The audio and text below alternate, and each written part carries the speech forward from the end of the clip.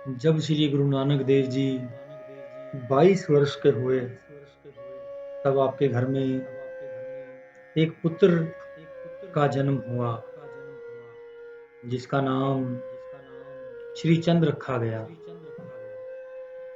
जब श्री चंद की उम्र 4.5 साल की हुई, तब दूसरा पुत्र हुआ, जिसका नाम लक्ष्मीदास रखा गया। श्री गुरु नानक देव जी नित्य प्रति एक पहर रात्रि शेष होते समय स्नान करने आया करते थे। एक दिन नानक जी ने जब नदी में गोता लगाया, फिर बाहर नहीं निकले। इस दुखदाई घटना को देखकर कुछ लोग जो नजदीक ही स्नान कर रहे थे, उन्होंने नानक देव जी के डूब जाने की खबर चारों ओर फैला दी। संसार के लोग भिन्न भिन्न प्रवृत्ति के होते हैं, वह नाना प्रकार की बातें करने लगे। कोई कहता है, नानक बेदी यदि डूबकर ना मरता तो क्या करता। सरकारी मोदी खाने को अपना जानकर लुटाना तो उसका रोज का कार्य था। अब जब हिसाब में बहुत सा अंतर सामने हुआ होगा, तब सिवाय आत्महत्या के और कुछ नहीं सूझा होगा। इस प्रकार के अनेक वृतांत होने लगे। यह घटना नवाब ने भी सुनी। बहन नानकी और जयराम भी बहुत चिंतित हुए। अचानक तीसरे दिन गुरुजी उसी नदी से प्रकट हो गए। देखने वालों ने यह कहना आरंभ कर दिया कि नानक बेदी भूत बन गए हैं। श्री गुरु जी को नगर निवासी संदेह की दृष्टि से देखने लगे। नानक घर आकर अपनी बहनोई को मिले ही थे, तब नवाब का सिपाही आया। उसने कहा, जयराम जी आपको हजूर याद फरमा रहे हैं। निमंत्रण पर जयराम और गुरुजी दोनों नवाब के पास पहुंच गए। स्वार्थी संसार की रीत के अनुसार नवाब ने जयराम जी को कहा कि मैं आज और अभी मोदी खाने का हिसाब देखना चाहता हूँ। जयराम कुछ चिंतित होने लगा। तब संसार के कल्याणकर्ता गुरुजी ने कहा कि चलिए और हिसाब देख लीजिए। अंत तो गत्वा जब मोदी खाने को देखा गया, तो उसकी न्यूनता का तो कोई प्रश्न ही नहीं उठता था। उल्टा श्री गुरुजी का मोदी खाने की ओर 760 रुपये बाकी निकला।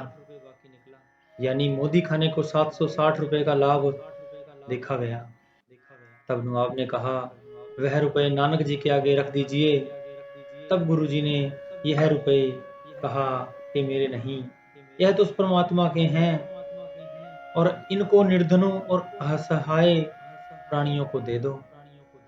इसके बाद नवाब के लाख प्रयत्न करने पर भी गुरुजी परम वैराग को प्राप्त हो गए। अब मोदी खाना ही क्या, घर में जाना भी छोड़ दिया। उधर गुरुजी के ससुर ने सुना कि नानक साधु हो गया। तब एक पंडित जिसका नाम श्यामा पंडित था, उसे साथ लेकर सुल्तानपुर आया। इधर उधर देखने के बाद श्री गुरुजी का मेल कब्रिस्तान में हो गया। पंडित श्यामा ने गुरुजी से कहा, नानक यह आपने क्या स्वांग रचा रखा है। उठो और काम करो। आगे बसंत ऋतु आने वाली है। आनंद से वंचित होना एक युवक के लिए उचित नहीं। तब गुरुजी ने यह शब्द कहे, राजा बालक नगरी काची दुष्टा नाल प्यारो, दुई माई दुई बापा पढ़िया पंडित करो विचारो, स्वामी पंडिता तुम देहमती किन विद पावो प्राणपति। यानी यह काया कच्ची नगरी है। काम, क्रोध, लोभ, मोह, अहंकार, यह 5 दुष्ट हैं और दोनों आंख माता हैं और दोनों कान पिता हैं। इतना ही गुरुजी ने फरमाया था। तब मूला ससुर कहने लगा, तुमको अपना पेट बढ़ाने की लालसा थी और अभी निराशा का पल्ला पकड़कर तू बैठ गया और गृहस्थ का बोझ भय के मारे उठाना त्याग कर भाग गया। यह सुनकर श्री गुरुजी ने यह शब्द कहे, भीतर अगन बनस्पति मौले सागर पंडे पाइया, चंद सूरज दोए कर ही पितर ऐसा ज्ञान न पाइया। यानी भीतर जो अग्नि है उसे तृष्णा कहा जाता है और पुत्र पुत्रियां वनस्पति और स्त्री धन रोजगार संबंधी और पुरोहित जैसे श्यामा पंडित यह हैं। चांद और सूर्य का उजियाला है, नाभि कमल में वह प्रकाश है। इस जीव की आंख तब खुलती है जब इसे पूर्ण गुरु मिल जाए, तब अंधेरा दूर होकर ज्ञान का प्रकाश होता है। तब श्यामा पंडित कहने लगा कि हे नानक, तुम्हें चाहिए कि प्रभु का यश घर में बैठकर करो और पुरुषार्थ से गृहस्थ पालन करो। प्रभु सर्वत्र है। तब गुरुजी ने ये शब्द कहे, राम रवंता जानिए एकमाई भोग करे, ताके लखन जानिहा खिमा तन संग्रह। यानी वह राम, वह प्रभु सबका है, पर जिसको क्षमा और धैर्य का दान होता है उसी पर उसकी विशेष कृपा होती है।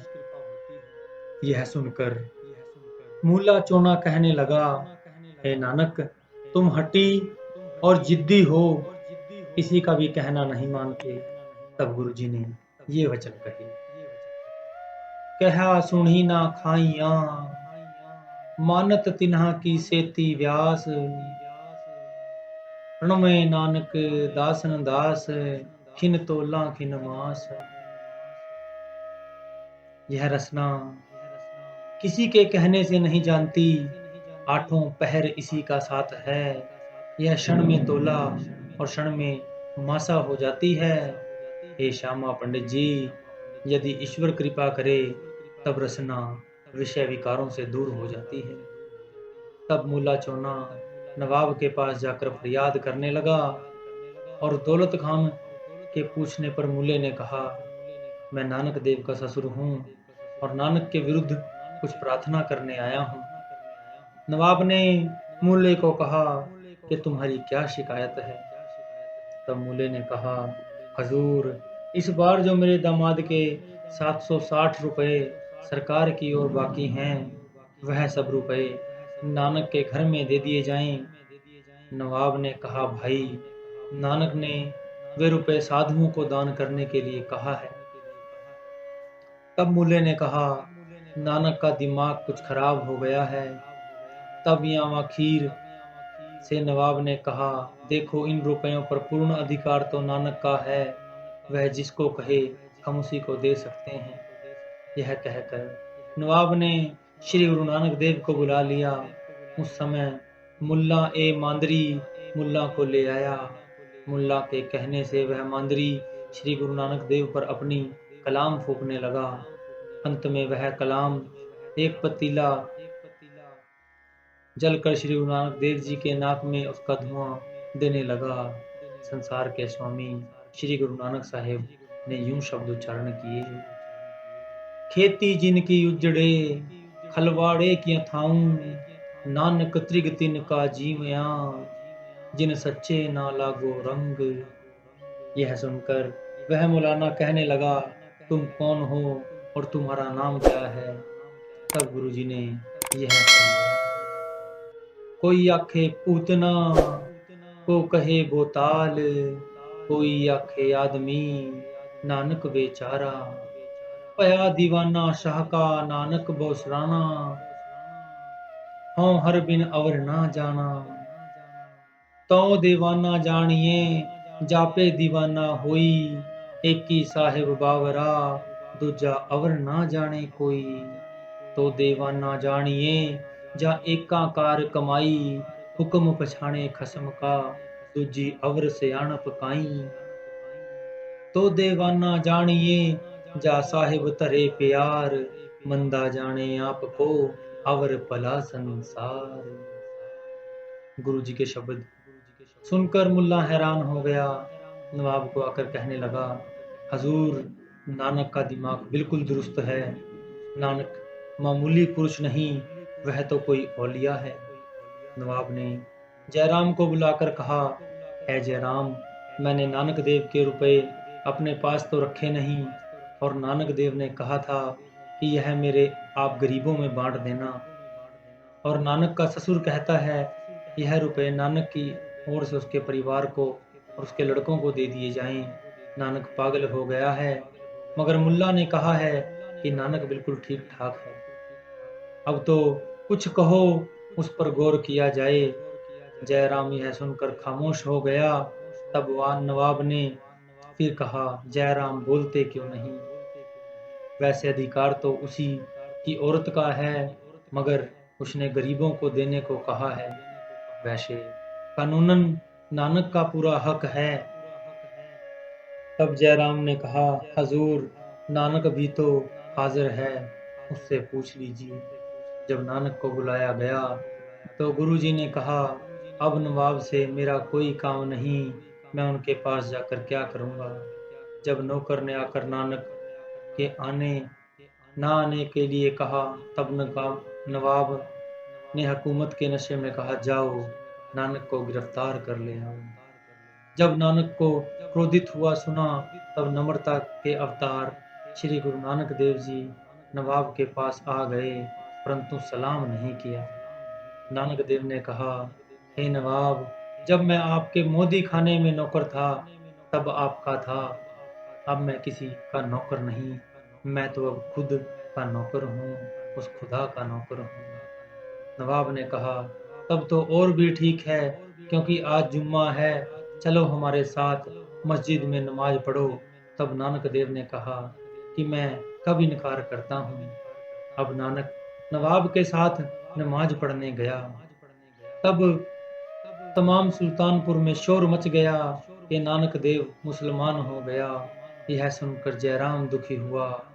नानकी जी अपने पति को दुखी देखकर उसका कारण पूछा। जयराम ने कहा कि हे नानकी, तुम्हारा भाई नवाब के साथ जुम्मे की नमाज अदा करने मस्जिद में गया है।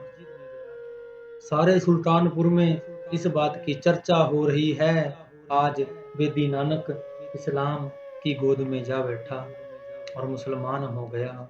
यह मेरी चिंता का महान कारण है। नानकी जी अपने भाई का प्रभाव जानती थी। वह कहने लगी, आप निश्चिंत रहो और भोजन करो। तत्पश्चात जयराम ने निधे ब्राह्मण को जासूस बनाकर नानक के पीछे भेजा। कुछ समय के बाद निधे ब्राह्मण ने आकर जयराम को बधाई दी। जयराम और नानकी ने बधाई का कारण पूछा। निधे ने कहा, यह मेरी आंखों देखी घटना नहीं, मैंने कुछ एक मुसलमानों से सुना है। जब नवाब अपने साथियों के साथ नमाज पढ़ने लगा, तब नानक चुपचाप खड़ा रहा। तब नवाब ने पूछा, नानक, तुमने नमाज क्यों नहीं पढ़ी? तब नानक ने उत्तर दिया, जनाब, तू तो कंधार में घोड़े खरीद रहा था, नमाज में किसके साथ पढ़ता? नवाब ने कहा, मैं तो यहाँ हूँ, तुम झूठ बोलते हो। श्री गुरु नानक देव जी ने कहा, आप शरीर से तो यहाँ थे, परंतु आपका दिल कंधार में था, जो घोड़ों का व्यापार कर रहा था। एक काजी ने कहा, देखो हजूर, यह हिंदू कितना झूठ बोल रहा है। नवाब ने कहा, नहीं नहीं, नहीं बोल रहा, दरअसल मैं कंधार में घोड़े खरीद रहा था। काजी ने कहा, भाई नानक, मैं तो यहीं था, आप मेरे पीछे नमाज पढ़ लेते। तब गुरु नानक देव जी ने कहा, आप भी तो अपने बछड़े की देख रेख में थे, वहीं पर गुम थे। काजी सुनकर हैरान रह गया। निधे ने कहा, जयराम जी, इस प्रकार नानक देव ने अपनी लीला का प्रदर्शन किया और नमाज नहीं पढ़ी। तब जयराम से कहा, बस मैं तो इतनी लीला ही देख कर आया हूँ और नानक देव अभी वहीं है। नानकी ने जयराम से कहा, हे पति देव, आप चिंता ना करें, नानक अभी अभी आने ही वाला है। इतने में गुरु नानक जी आ गए। तब नानकी ने कहा, मेरे भाई का रक्षक वही है जिसे वह दिन रात याद करता रहता है। जब नानक जी जयराम जी को मिले, तब नानकी और जयराम जी को बहुत प्रसन्नता हुई। तब जयराम ने पूछा, कहो नानक देव, कैसी गुजरी? तब नानक जी ने तमाम बात सुना दी। जो कुछ निधे ने कहा वही गुरु जी ने सुनाया और कहा, मैंने नवाब से कहने पर नीचे लिखा शब्द कहा था, माथा टेके जमी पर, मन उड़े आसमान, घोड़े कंधार खरीद करे, दौलत खान पठान। तब मेरे सत्य बोलने की दाद सबने दी। काजी और नवाब ने मेरा कथन सत्य माना। फिर नवाब ने मेरे रुपए के बारे में कहा कि तुम्हारे ससुर शिकायत करता है और कहता है कि रुपया नानक की औरत को दे दे, परंतु तुम कहते हो गरीबों में बांट दे। मैंने कहा, मैंने तो कुछ कहना था वह कह चुका हूँ, अब तुम्हारी जैसी इच्छा हो करो। तब नवाब ने कहा कि मेरे विचार में यह है, आधे रुपए तो आपकी औरत को दे दिए जाएं, आधे गरीबों को खिला दिए जाएं। मैंने कहा, जैसी आपकी इच्छा है वैसा करो। नानकी जी ने कहा, भाई जी, जो कुछ आपकी इच्छा है वही ठीक है। तब जयराम ने कहा कि हे नानकी, तू एक महापुरुष की बहन है और तुम पर उसका प्रभाव अधिक है, हमें उतना ज्ञान नहीं हो सकता। असल बात तो यह है, धन्य है वह परमात्मा और धन्य है श्री गुरु नानक देव और धन्य है नानकी। हम भी धन्य हैं जिनका संबंध आपके साथ है। तब मूल्य के साथ चंदो रानी जी उस जगह आई। गोदी में लक्ष्मीदास और चंद्र जी उस समय 4